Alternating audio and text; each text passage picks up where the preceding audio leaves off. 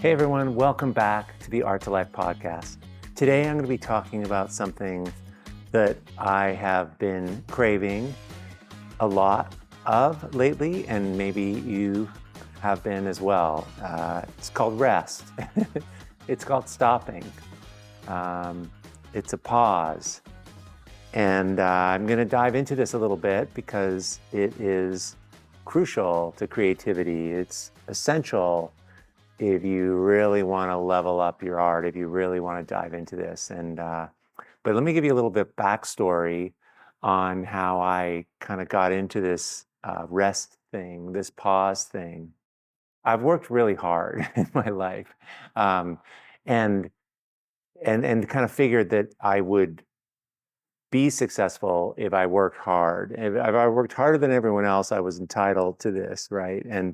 Um, but it got really complicated. It sort of worked, I was able to work really hard. But then when I had my daughters, um, it became really difficult because we were parenting and I was doing all these things and trying to raise kids. And specifically, it was my second daughter, Hannah, who was born and kind of came out crying and had colic.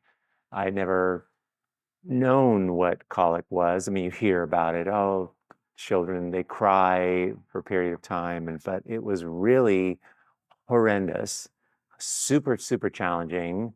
And when you're in it, it just doesn't, there's nothing you can do. And it's literally like your child, your infant is like they're almost like a burn victim. I mean, they're so uncomfortable and they're crying in pain, and it goes on and on and on. And it's really, really hard because you want to soothe your kids naturally, and that crying is designed to bring you to attention.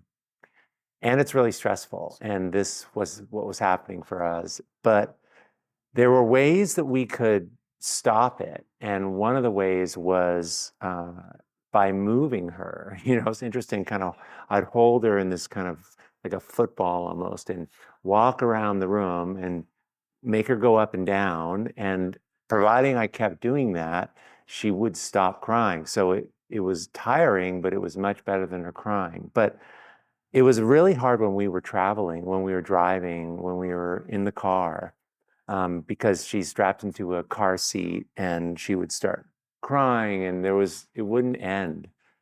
And it was just so stressful.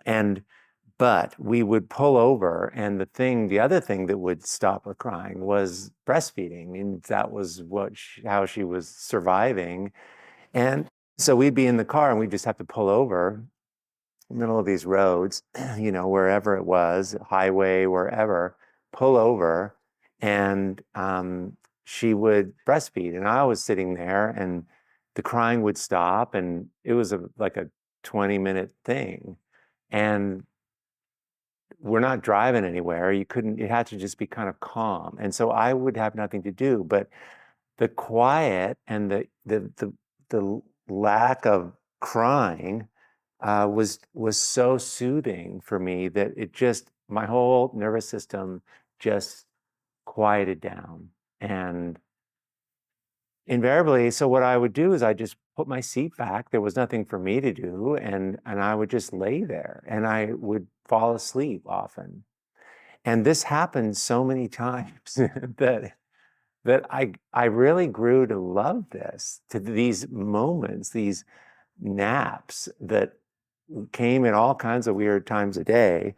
But I had the most sublime little sleeps. And that's what started this napping thing for me. And I really got into it. And I love the feeling of falling asleep. I love that when you're really busy and then you stop and you fall asleep. And that feeling of losing kind of awareness of where you are. And because of that, I was repeatedly doing this. It became a habit. And I kept doing this. Now my kids are all grown up, but I still do this. And I fall asleep. I usually fall asleep in the afternoon. It's usually when I've been really busy or I'm in the middle of something, and I can just feel the opportunity. And I describe this to people, and they're like, how can you do that? How can you just fall asleep wherever you are in the middle of what you're doing, in the middle of a busy day? I mean, I literally can lay on the floor. I can fall asleep anywhere. It's sort of a superpower. It's kind of an art. I really think there's an art. I mean, the name of this podcast, I think I'm going to call the art of rest, but I think I should maybe call it the art of napping, because they're related. And so, just to finish this story, if you're curious, what I do is I close my eyes and I imagine I'm standing someplace, and then I start walking backwards in my mind. And it's almost like when you can't see where you're going and you kind of fall backwards, but I fall into jello. Like I just feel myself, I focus on feeling myself falling into sleep, into this jello. And I literally, I go into the deepest sleep, but I only sleep. I mean, rarely do I sleep more than 10 minutes. The other thing is I turn my clock on, I turn my stopwatch on. I'm just always curious because I wake up pretty much on the dot at 10 minutes, 11 minutes. Now, if I'm really tired, if I've been staying up really late, then it gets a little different. I'll sleep 18 minutes, but usually it's 10 minutes. And I can have the radio on, people can be talking, it doesn't matter. It is the most fantastic thing. So I love this, and I use it as a punctuation mark in my day. I literally stop, I lose consciousness, and then I wake up. And a lot of people say they're really groggy or whatever, but I love it. I have a different orientation to everything's different. Everything feels different, which I love. And I know for some of you who have taken workshops from me or done the Creative Visionary program, one of the things that how I teach art, and a thing that I try to bring people's awareness to, is this idea of differences, that the human being loves to experience differences in the day. So falling asleep or stopping entirely is really makes you feel alive when you've been really busy.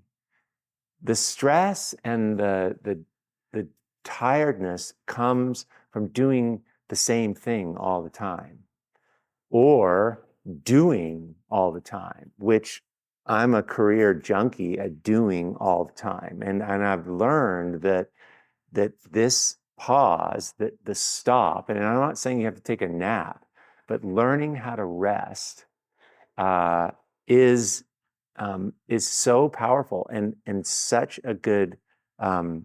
It optimizes how you feel. It brings you alive because it's the opposite of what you're normally doing. Just simply stopping.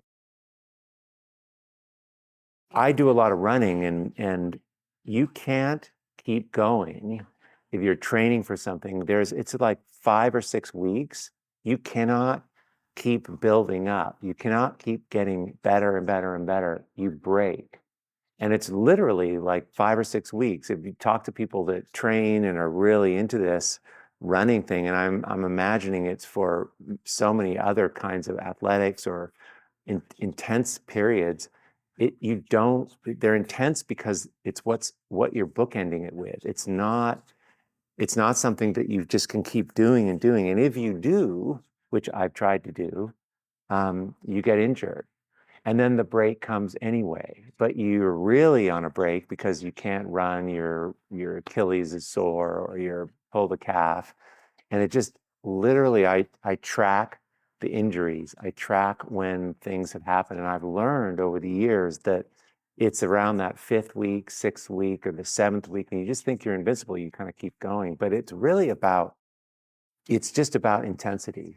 The pause, the rest, and I know I'm talking to you, it's the middle of summer, and that's part of it. There's seasonality to it, but the pause, the rest is so critical for so many reasons. And I thought today I would just highlight three of the important ones, how I see it.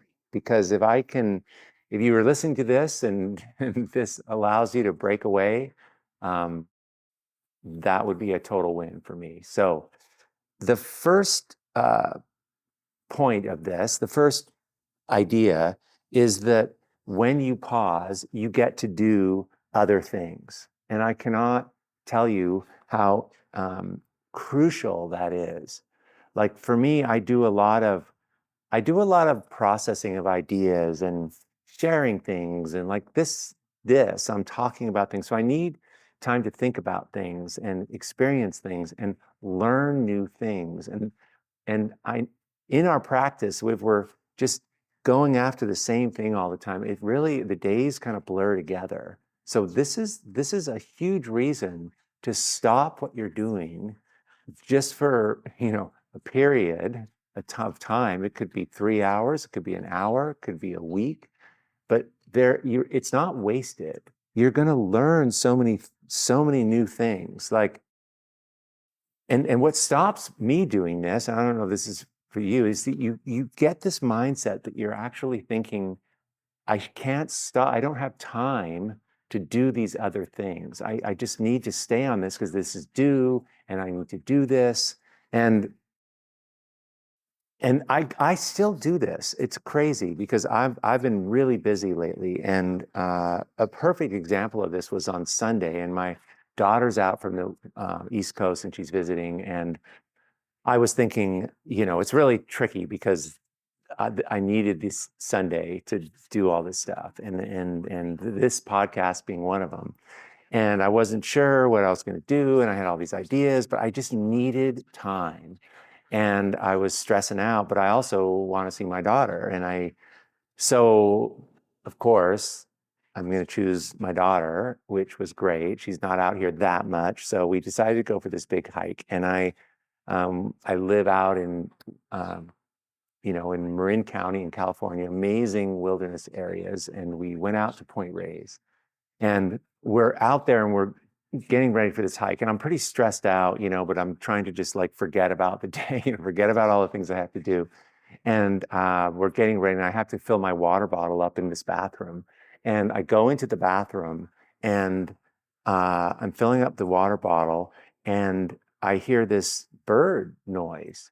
And up above me in the eaves of this bathroom, and it's kind of a ranger bathroom, really big and pretty nice, a really nice space that the Park Service has built.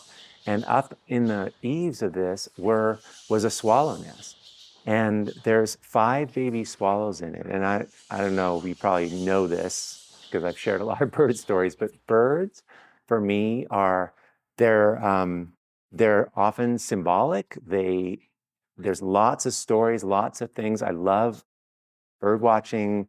I love how they come into our lives, and there's meaning behind them, there's symbolism, and it's auspicious. There's things about birds and me that I notice. I just notice them all the time. And this was this moment where I'm looking up and I'm seeing these birds, and I'm thinking, what is this? What's going on here? There's a nest inside this bathroom. And so I'm looking all around, like there must be like a hole in the ceiling where the mother bird, these are baby birds, they can't fly yet. And so I'm trying to look, there's nothing, there's no way this bird can get in. So I walk around the corner to go out thinking, well, how can it possibly, how is this working? And the swallow comes flying just past my face, like comes into the bathroom, and around the corner, there's people in there, and flies up to the ceiling and is feeding these birds, and they're making a squawking noise, and then it flies out.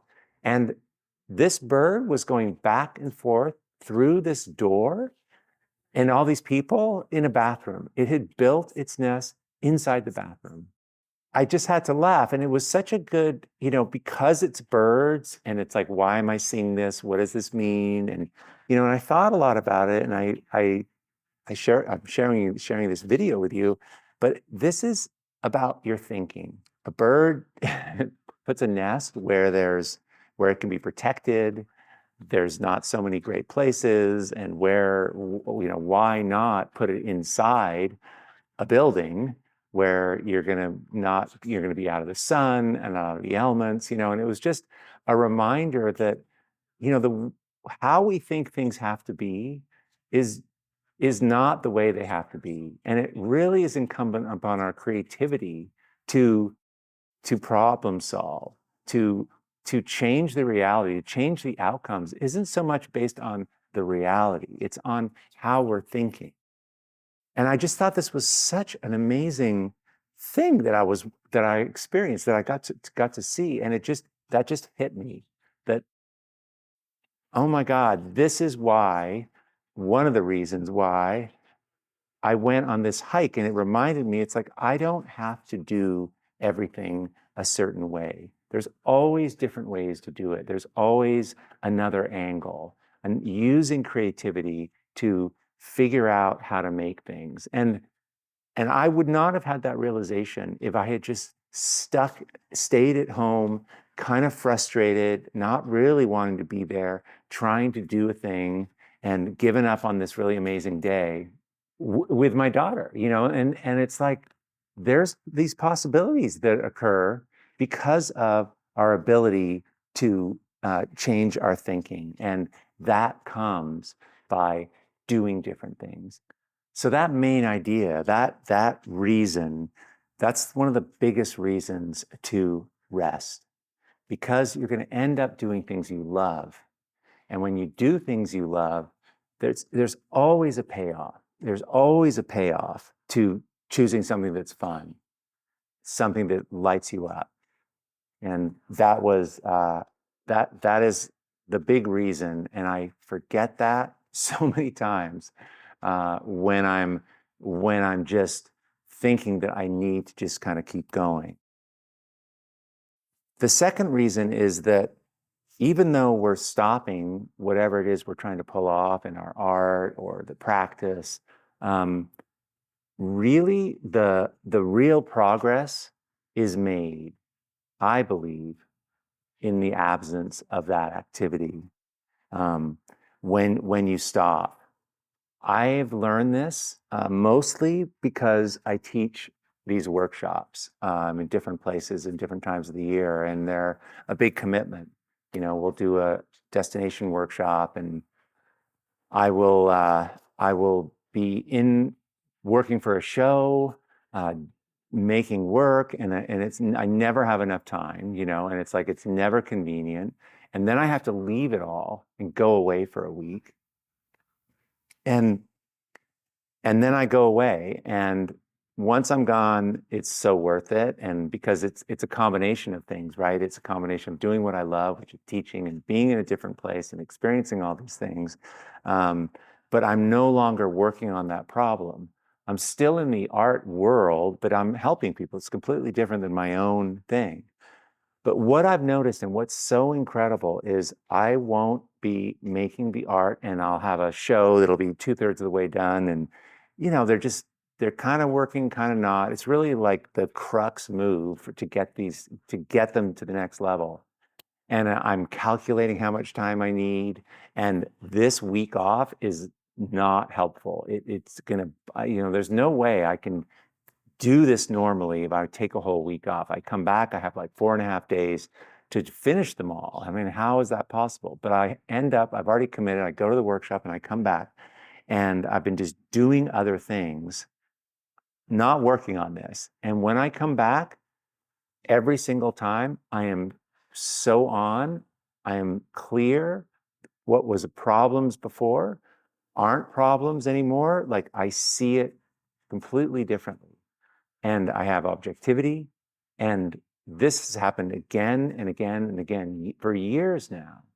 And it's almost like I so love having that interruption that it's not advantageous to just force it and to just try to just keep going and going and going. That break, that visitation, and then the absence, visitation and absence, coming and the going, is really how you do this whole process.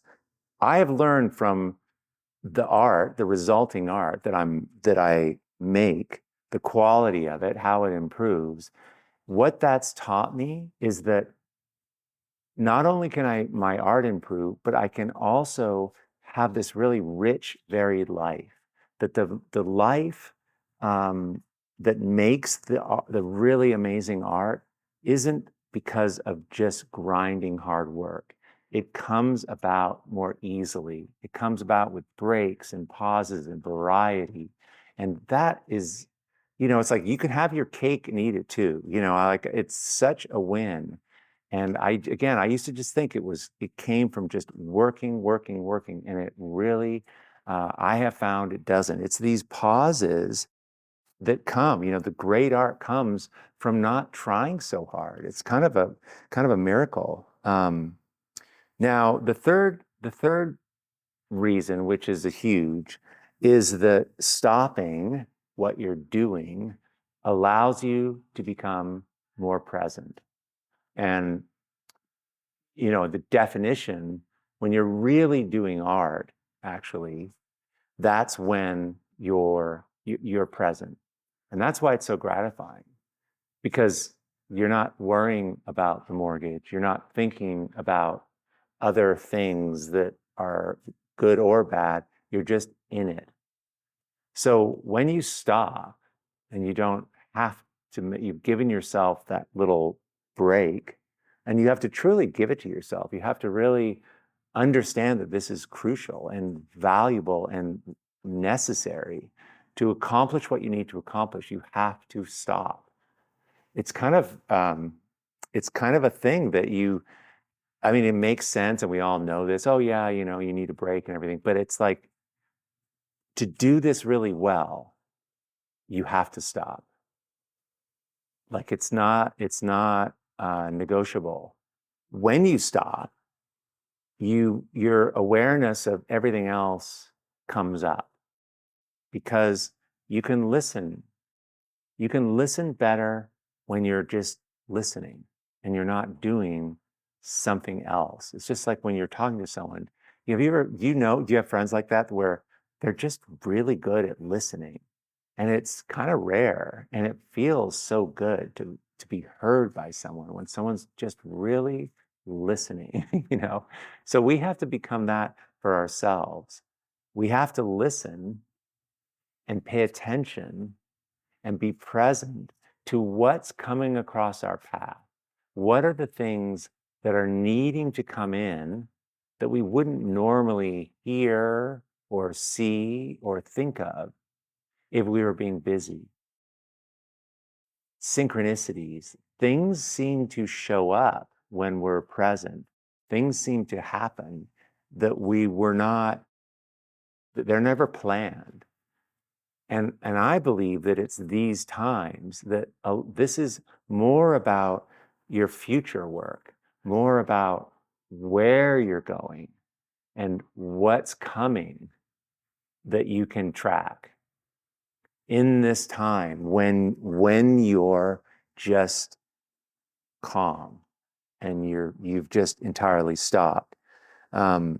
It's the clues about your journey, and it comes from meeting people, having time to see your friends, going to something, seeing a film, hearing a song, noticing things, going for a walk, whatever it is, you're present and you can absorb out of it, and you pick up the nuances.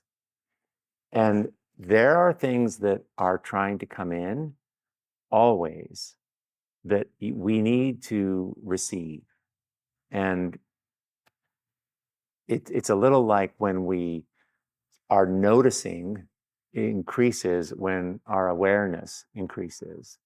I believe that there's synchronistic things that are happening all the time in our favor, to help us, but we're too busy to notice.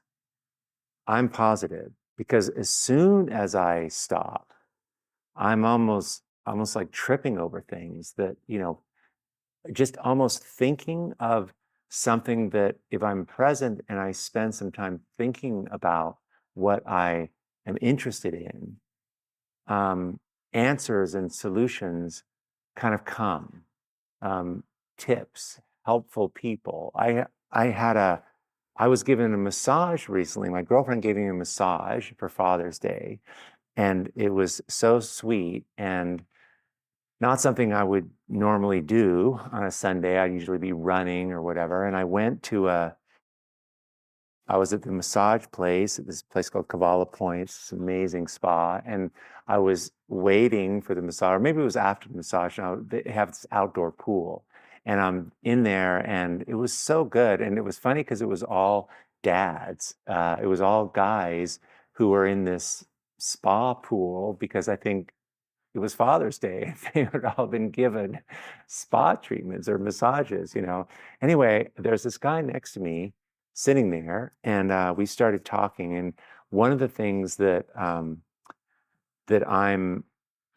working towards and interested in is figuring out how to get high school kids involved in Art2Life, in getting this training out to kids, specifically kids that all these programs are being cut in school, the art programs. And it's like, wow, man, if I had this information that we teach when I was wondering if I could become an artist, I mean, it would have just saved me. It could have saved me so many years. And so um, I end up talking to this guy in this pool, and he has a friend who's working in the city next door to Sausalito in Marin City, and he runs this program, and it's all about helping high school kids, and they take kids and they put them on soccer teams, and I have been looking for something like this, and I just know I haven't met with him yet, but we're going to go meet.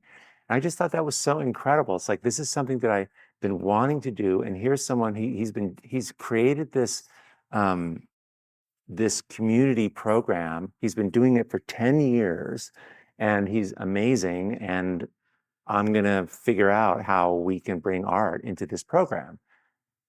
And it's like, well, it's like all the people to meet, you know, and I was just talking about how I wanted to do this. So these are the things like, if I hadn't been given a massage, I assure you I wouldn't be sitting in there with nothing to do and just strike up a conversation with this person, you know. And what was so curious about him was he runs this company. He's really into he has this whole philanthropic program where he helps families, and it's this whole charity thing he's built. And he got so into it, and he goes, but I wanted to create a company to fund this. And so that's how we started the conversation, because I was saying, well, what kind of work do you do? And he started this whole company, and he's got these bags, these wilderness bags and hiking backpack stuff, and created this whole brand, but really it's to fund this charity, which he's really into. And that got my wheels turning. And so that's how the conversation started. But I really believe that people are brought together if you're willing to stop and pause and just be open. All kinds of things cross your path that answer your needs, that help you achieve what you're here to do, you know. So it's always in the stopping that the kind of small little wondrous things occur. And I keep thinking of birds. The other night we were coming out of a friend's house, and beautiful night, and it was a walk to the car, and it was at nighttime, and so it was really quiet. And there was this owl, and you could hear it in the redwoods. And I have gotten into this bird app called Merlin. I'll leave notes for it. I'll leave it in the show notes. It's free. It comes out of Cornell University. And it's a bird sound. It's a bird sound identifier. So you can turn on this microphone when you hear birds. You know, when you wake up in the morning and there's just 100 bird songs all going off, and it's really hard to tell. Okay, I can hear a mourning dove, and I think that's a crow, but is that a robin, or, you know? But this app, it listens, and it tells you the birds that are singing. And what's so cool about it is that if there's 10 birds, it will list them all. And then when that particular bird is making a song, it will light up that name. So okay, like that's the mourning dove right there. That's the mourning dove. Then that light will go off, and then the crow light will go on. But anyway, we were walking back to the car, and it was definitely an owl, but I wasn't sure which one because it's hard, right? It's nighttime, you never see them. But I used this app, and it was a great horned owl, and I know, and again, it's like, what is this? What does this mean? What is the bird? I mean, a great horned owl, it's an apex predator. There's nothing that eats an owl except maybe another owl. And so these kind of animals are, they're powerful, and there's symbology with them, and it's something to come across one. And I actually looked it up when I got home, and I'll just have to read this to you.